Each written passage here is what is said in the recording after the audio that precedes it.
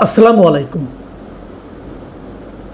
প্রিয় দর্শক, একটা বিষয় আমার কাছে স্পষ্ট যে নির্বাচন নিয়ে তো মোটামুটি এখন একটা আলোচনা হচ্ছে।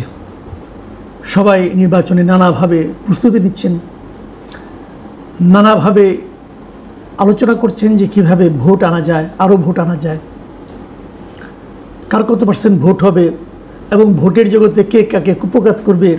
এই জন্য আগের থেকে কিন্তু একটা কথার লড়াইও শুরু হয়ে গেছে। এই কথার লড়াইয়ে অনেকে আবার হাসির খোরাকও হচ্ছেন।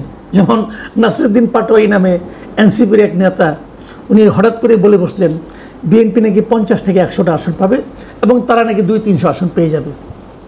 তো এ ধরনের আলোচনাও হচ্ছে, এ ধরনের বালসুলভ আচরণও আমাদেরকে শুনতে হচ্ছে। কিন্তু এসবের বিপরীতে যে কথাটা আমি বলতে চাই গত কয়েকদিনের বিভিন্ন ঘটনা প্রবাহের প্রেক্ষিতে, সেটা হলো আমার বিবেচনায় আগামী নির্বাচনে সবচেয়ে গুরুত্বপূর্ণ ফ্যাক্টর হবে আওয়ামী লীগ। তো অনেকে বলবেন যে আওয়ামী লীগ তো নেই, আওয়ামী লীগ তো ইলেকশন করতে পারবে না। এখন পর্যন্ত যা দেখছি আওয়ামী লীগ ইলেকশন হয়তো আর করতে দেবে না। যদি আওয়ামী লীগ ইলেকশন না করে, আওয়ামী লীগের রাজনীতি নিষিদ্ধ, আওয়ামী লীগ কোনো মিছিল করতে পারবে না, মিটিং করতে পারবে না। বাট এটি হলো মজার কথা যে একটা দল কোথাও নেই, দৃশ্যত নেই, আইনত নেই, সরকার তাকে দৃশ্যপট থেকে সরিয়ে দিয়েছে। আমাদের এই অন্তর্বর্তীকালীন সরকার, যদি তাকে নিরপেক্ষ বলতে হয়, বললাম এই নিরপেক্ষ সরকার আওয়ামী লীগকে রাজনৈতিক দল হিসেবে আমাদের দেশে দৃশ্যপট থেকে সরিয়ে দেওয়ার চেষ্টা যা যা করার দরকার ওনারা সব করছেন। তারপরে ওদেরকে নিরপেক্ষ আমাদেরকে বলতেই হবে আইন অনুযায়ী, তাই না? ঠিক আছে। এবং এই সরিয়ে দেওয়ার নেট রেজাল্ট কি? যে দলটা ভোট করলে পর কয়টা সিট পেতে বলা কঠিন, হয়তো মানুষের তীব্র ঘৃণার মুখেও পড়তে পারত, সেই দলটা এখন সবচেয়ে গুরুত্বপূর্ণ দলে পরিণত হয়েছে। আমি একটু আপনাদেরকে ডিটেলে যাচ্ছি। গতকালকে আমি একটা দ্য ইকোনমিস্টের রিপোর্ট নিয়ে আলোচনা করেছিলাম না, সেখানে ইকোনমিস্ট পত্রিকার রিপোর্টার ওনারা একটা জরিপের কথা উল্লেখ করেছেন। সেই জরিপের ওনারা কোথায় করেছেন আমি ঠিক জানি না, ওখানে সেটা লেখাও নেই কোথাও। সেই জরিপে ওনারা বলেছেন যে যারা এরই মধ্যে ভোট দেওয়ার সিদ্ধান্ত নিয়েছেন তাদের মধ্যে কেবলমাত্র 5% লোক এনসিপিকে সমর্থন করেন, কেবলমাত্র 5% লোক। আর আওয়ামী লীগ যেহেতু নাই, কাজে পুরনো রাজনৈতিক দলগুলির প্রতি সমর্থন বেশি। তো পুরনো রাজনৈতিক দল আর কে আছে? জামাত এবং বিএনপি, এই তো। সেখানে বিএনপির পেছনে তাদের সমর্থন আছে 42%, আর জামায়াতের প্রতি সমর্থন আছে 32%। দেখুন 10% এটা বিশাল গ্যাপ কিন্তু বিএনপি এবং জামাতের মধ্যে।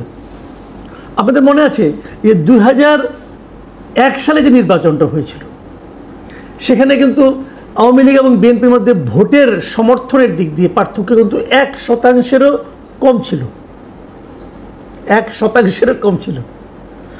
সেই 1%-এর কম ভোটের পার্থক্য নিয়েও কিন্তু বিএনপি 200 ক্রস করেছিল এবং আওয়ামী লীগ 50টা ক্রস করতে পারেনি, অথবা 60টার মতো ছিল, আমার ঠিক খেয়াল নেই, এরকম কিছু একটা হবে আর কি। মানে ইনসিগনিফিকেন্ট ছিল টোটালি। আর এখানে যদি 10% পার্থক্য থাকে তাহলে তো অনেক। এখন এই 10% গ্যাপ পূরণ করার জন্য জামাত কী করবে? জামাত কার দ্বারস্থ হবে?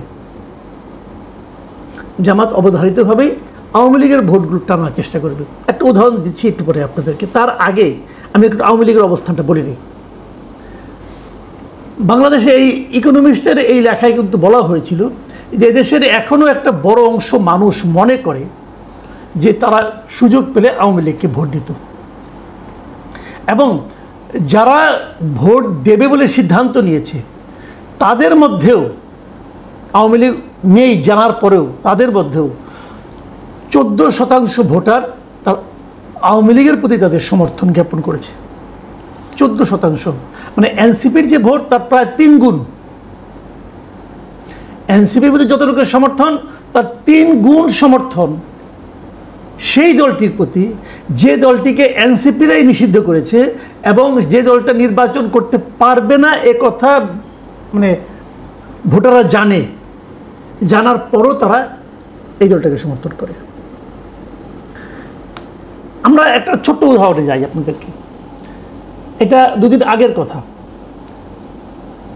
সেখানে সিলেটের কোম্পানিগঞ্জের একটা ঘটনা, সিলেটের কোম্পানিগঞ্জের ফেসবুকে আওয়ামী লীগের এক নেতার একটা ভিডিও ভাইরাল হয়ে গেছে। সেই নেতার নাম হলো কালামিয়া। তিনি এই কোম্পানিগঞ্জের উত্তর রানীখাই ইউনিয়ন আওয়ামী লীগের সাবেক সভাপতি এবং উপজেলা আওয়ামী লীগের সদস্য। এই লোক তার পাশে জামায়াতে ইসলামীর সেক্রেটারি ওখানকার জয়নাল আবেদিনকে একটা চেয়ারে বসিয়ে উনি একটা ভাষণ দিয়েছেন, কিছু কথাবার্তা বলেছেন উপস্থিত লোকজনের উদ্দেশ্য করে। এবং সেখানে উনি বলেছেন এই যে জয়নাল আবেদিন সাহেব, উনি হলেন গিয়ে ওখানকার জৈন্তাপুর উপজেলার সাবেক চেয়ারম্যান এবং সিলেট 4 মানে কোম্পানিগঞ্জ, গোয়েনঘাট এবং জৈন্তাপুর এই আসনে জামায়াতের সংসদ সদস্য পদপ্রার্থী উনি এবার। সেখানে অনেক কথা উনি বলেছেন যে আওয়ামী লীগ আর 10-12 বছরে আসতে পারবে না। ওই কালামিয়া যিনি আওয়ামী লীগের লিডার আর কি, আসতে পারবে না, আওয়ামী লীগকে অপেক্ষা করতে হবে, কাজে আমাদেরকে তো কাউকে ভোট দিতে হবে। বিএনপি আর জামাতি আছে, যদি আমরা বিএনপিও পাশ করে তাও তো জামাত বিরোধী দল হবে, এবং এই জন্য আমাদের উচিত হবে আমাদের যে ভোটটা আছে এই ভোটটা আমরা জামাত এবং বিএনপিকে যেন 50-50 করে দিই। জামাত নেতাকে পাশে বসিয়ে উনি এই আহ্বানটা জানাচ্ছেন। কেন 100%টা? এই কারণে না, জামাতকে 100% ভোট দেওয়ার আহ্বান দিলে লোকজন পিটাবে, লোকজন পিটাবে। ওই পিটুনির হাত থেকে বাঁচার জন্য সে 50 দিয়ে শুরু করছে আর কি, যে ভাই 50 দিয়ে শুরু করেন, অন্তত পুরোটা দেন না, পুরোটা বিএনপিকে দেন না, অর্ধেক বিএনপিকে দেন, অর্ধেক জামাতকে দেন। মানে জামাত আওয়ামী লীগের ভোটটা পাওয়ার জন্য মরিয়া হয়ে গেছে। কারণ জামাত তো খুবই হিসেব নিকেশ করে পলিটিক্স করে, তাদের তো জানে তারা যে এই 10%-এর গ্যাপ তাদেরকে দূর করতে হবে। তাদের হিসাব হয়তো অন্যরকম, অন্য জরিপ হয়তো আরেক রকম, এক একজনের এক এক রকম জরিপ থাকতেই পারে। তো জামাত হিসাব করে দেখেছে তার আওয়ামী লীগের ভোট দরকার, বিএনপির তো দরকারই আছে, আর এনসিপির দরকারের বাইরে, তারা হিসাবের বাইরে 5% ভোট নিয়ে তারা কী করবে। কিন্তু কোশ্চেনটা হলো আসলে কি করবে, আসলে আওয়ামী লীগের ভোটটা কোথায় যাবে। আপনাদের মনে আছে যখন আওয়ামী লীগকে নিষিদ্ধ করা হয়, মানে আওয়ামী লীগের রাজনৈতিক কর্মকাণ্ড নিষিদ্ধ করা হয় আজকে থেকে 1 মাস আগে, সে সময় আমি একটা জরিপ করেছিলাম, আপনাদের আবার মনে করে দিই। সেই জরিপে আমার প্রশ্ন ছিল, সরকার আওয়ামী লীগের কর্মকাণ্ড নিষিদ্ধ করেছে, এখন এটা নিশ্চিত আগামী নির্বাচনে আওয়ামী লীগ অংশ নিতে পারবে না, সেক্ষেত্রে আওয়ামী লীগের ভোট কোন দিকে যাবে, এই ছিল আমার প্রশ্ন। আমাদের দর্শকরা, আমার কথা চ্যানেলে যারা দর্শক আছেন, সেখান থেকে ৭৮,০০০ লোক এই জরিপে অংশ নিয়েছিলেন, ৭৮,০০০। এবং ৭৮,০০০ লোকের মধ্যে ৫% লোক বলেছে যে আওয়ামী লীগের ভোটটা যাবে এনসিপির দিকে, ১৯% বলেছে আওয়ামী লীগের ভোট যাবে বিএনপির দিকে, ৬% ভোটার বলে লোক বলেছেন আওয়ামী লীগের ভোট যাবে জামায়াতের দিকে, জামায়াতের বাক্সে, আর ৭০% ভোটার বলেছেন আওয়ামী লীগের, যারা আওয়ামী লীগের ভোটার অথবা সাধারণ মানুষ যারা এই ৭৮,০০০ ভোট দিয়েছেন তাদের মধ্যেকার ৭০% লোক বলেছেন যে আওয়ামী লীগের ভোটাররা ভোট কেন্দ্রেই যাবে না। তার মানে টোটাল দর্শকদের মধ্যে ৩০% লোক মনে করছে যে তারা ভোট কেন্দ্রে যাবে। মানে ওই ৩০% ভোট নিয়ে কিন্তু টানাটানি শুরু হয়ে গেছে। ওখান থেকেও জামাত কিছু পেতে চায়, তো সেটা দিয়ে কি আর ওই গ্যাপ পূরণ করা যাবে আমি ঠিক জানি না। তবে আমি এটুকু জানি যে আগামী দিনগুলোতে এই হিসাবটা আরও শার্প হবে, আরও তীব্র হবে। জামাত আরও অনেক লোককে তার পাশে বসিয়ে বলানোর চেষ্টা করবে, ভাই কিছু হলেও আমাদেরকে দেন, ওই 30 না দেন, 50 না দেন, 45 দেন, 40 দেন, বলার চেষ্টা করবে।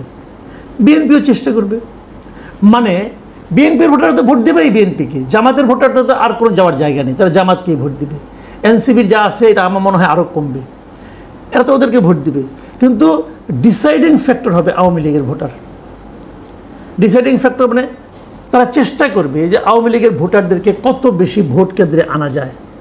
কিন্তু আমার বিবেচনায়, আমি রাজনীতির প্রতি বিভিন্ন পলিটিক্যাল পার্টি কর্মী সমর্থকদের যে আমি আন্তরিকতা এবং ইনভলভমেন্ট দেখেছি এর আগেও, সেক্ষেত্রে আওয়ামী লীগের ভোটাররা যদি সিদ্ধান্ত নেয় যে তারা ভোট কেন্দ্রে যাবে না, তাহলে আগামী নির্বাচন একটা ডিজাস্টার হয়ে যাবে এই সরকারের জন্য। ডক্টর ইউনূস মাঝে মাঝে বলেন না, ইতিহাসে সর্বশ্রেষ্ঠ নির্বাচন উনি উপহার দিবেন।